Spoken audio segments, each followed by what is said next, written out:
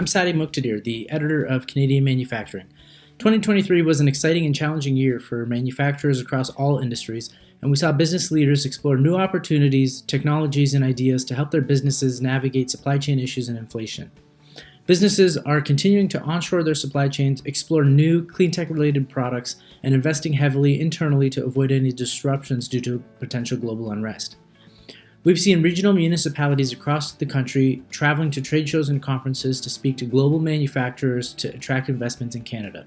York Region traveled to Autotech Detroit in June to try and attract more automotive manufacturing investments in Ontario. Durham Region as well had a delegation at the Collision Conference, and we're seeing government organizations continue to travel abroad in an effort to strengthen Canada's electric vehicle manufacturing supply chain. Canadian Manufacturing was also able to attend ProMat, a global manufacturing conference in Chicago, Illinois, and it was no disappointment. Over 1,000 global manufacturers and companies were sharing ideas and cutting deals on the showroom floor, with businesses eager to showcase their capabilities. Canadian-backed Auto Motors was a key standout, showing off their new cobots and jostling for business from global players from as far as China.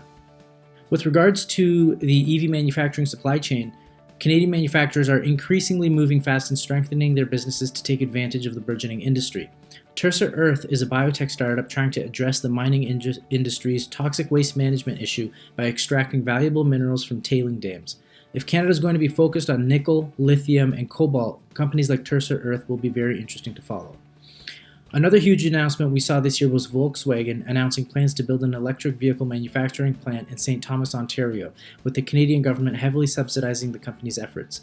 The move is expected to cost taxpayers up to $16.3 billion and create thousands of jobs once complete in 2027.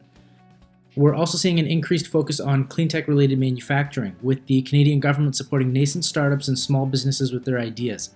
Build Smarter is a residential construction company using recyclable steel to build more sustainable homes, and they have major plans to expand beyond BC and to other parts of the country in 2024. Ontario is focused on attracting more electronics and hardware and semiconductor manufacturing, with companies like Lava Computer focused on manufacturing adapters that can extend battery life of devices.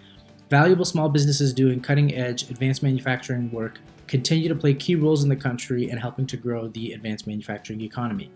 Canadian Manufacturing is really looking forward to attending more events in 2024 and speaking with more leaders to bring you cutting-edge updates and breaking news from the world of manufacturing and how fast it's adapting to our ever-changing world. Thank you for tuning in.